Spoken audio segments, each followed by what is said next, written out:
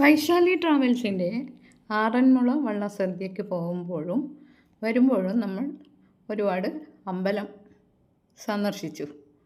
പോകുമ്പോൾ ഒരു 5-6 പിന്നെ തിരിച്ചു വരുമ്പോഴും അതെ. അങ്ങനെ ഏകദേശം ഒരു 12 അമ്പലങ്ങൾ സന്ദർശിച്ചു. ഇത് മാത്രമല്ല, ഇതൊരു വിശ്വാസികളുടെ യാത്രയും കൂടിയായിരുന്നു.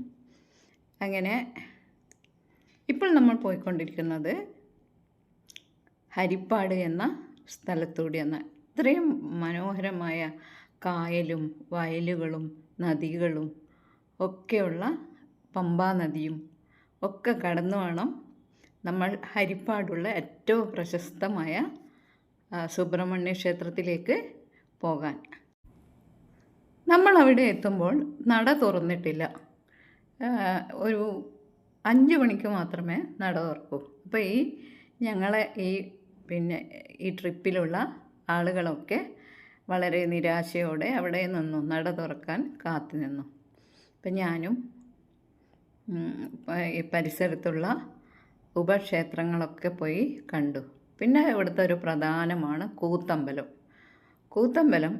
കേരളത്തിലെ ഒരുപാട് കൂത്തമ്പലങ്ങളിൽ ഏറ്റവും വിശേഷപ്പെട്ടതാണ് ഈ ഹരിപ്പാട് സുബ്രഹ്മണ്യ ക്ഷേത്രത്തിലുള്ള ഈ കൂത്തമ്പലം. ഞാനിനി കുറച്ച് കാര്യങ്ങൾ കൂടെ പറയാം. ഈ ഹരിപ്പാട് ആലപ്പുഴ ജില്ലയിലാണ്. ഈ ജില്ലയിലെ ചരിത്രവും ക്ഷേത്ര പാരമ്പര്യവും സാംസ്കാരിക പൈതൃകവും ഒത്തുചേർന്ന പട്ടണമാണ് ഈ ഹരിപ്പാട്. ഇതിനെ ക്ഷേത്രനഗരി, കലയുടെയും കലാകാരന്മാരുടെയും നാട്, വള്ളംകളിയുടെ നാട് എന്നെല്ലാം വിശേഷിപ്പിക്കാറുണ്ട്. ഹരിപ്പാടിൻ്റെ ഏറ്റവും വലിയ പ്രത്യേകതകളിൽ ഒന്നാണ് ശ്രീ സുബ്രഹ്മണ്യ സ്വാമി മഹാക്ഷേത്രം. ഈ സുബ്രഹ്മണ്യ ക്ഷേത്രത്തിൻ്റെ ഏറ്റവും വലിയ പ്രശസ്തി എന്താണെന്ന് വെച്ചാൽ, ഇവിടെയാണ് ഏറ്റവും വലിയ സ്വർണ്ണക്കൊടി മരമുള്ളത് കേരളത്തിൽ. ക്ഷേത്രത്തിന് തൊട്ടടുത്തായി കൂത്തമ്പലം ഉണ്ട്. കേരളത്തിലെ മറ്റു ക്ഷേത്രങ്ങളിലുള്ള വലിയ കൂത്തമ്പലങ്ങളിൽ ഒന്നാണിത്. കൂത്തമ്പലം എന്നാൽ എന്താണ്? കൂത്ത്, കൂടിയാട്ടം തുടങ്ങിയ ക്ഷേത്രകലകൾ അവതരിപ്പിക്കാനായി ക്ഷേത്രത്തിനുള്ളിൽ നിർമ്മിക്കുന്ന പ്രത്യേക വേദിയാണ്.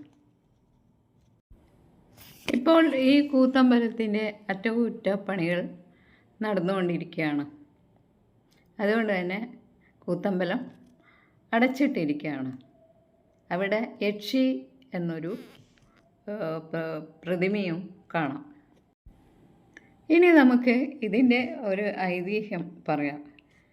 അതായത്, ഒരിക്കൽ ഇവിടുത്തെ നാട്ടുപ്രമാണിമാർക്ക് ഒരേ സമയം ദിവ്യ സ്വപ്നമുണ്ടായി.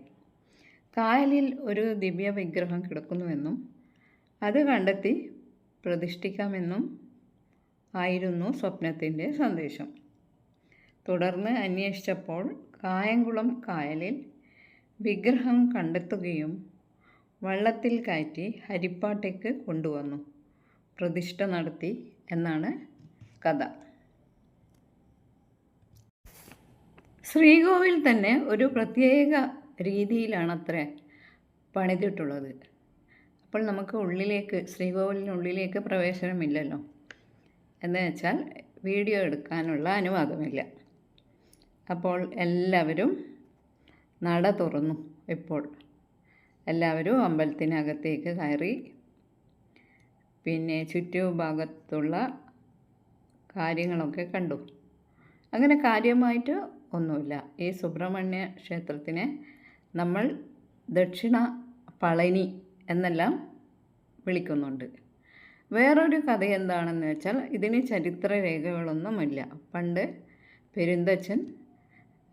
പെരുന്തച്ഛൻ്റെ കയ്യിലെ ഉളി താഴെ വീണ് മകൻ മരിച്ചു പോകുന്ന ഒരു കഥയുണ്ടായിരുന്നു പണ്ട്.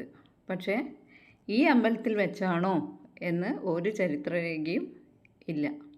അതെന്തെങ്കിലും ആകട്ടെ, ഈ വലിയ അമ്പലം കണ്ട് നമ്മുടെ ഗ്രൂപ്പിലുള്ള എല്ലാവർക്കും സന്തോഷമായി.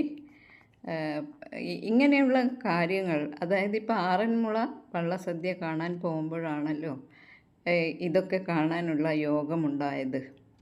എന്തായാലും സന്തോഷമായി. അപ്പോൾ ഞാൻ എൻ്റെ അടുത്ത അമ്പലക്കഥയുമായി അടുത്ത് തന്നെ വരാം. തൊട്ടടുത്തുള്ള ആഞ്ജനേയ ക്ഷേത്രമാണ് ഇത്. അപ്പോൾ ഓക്കെ.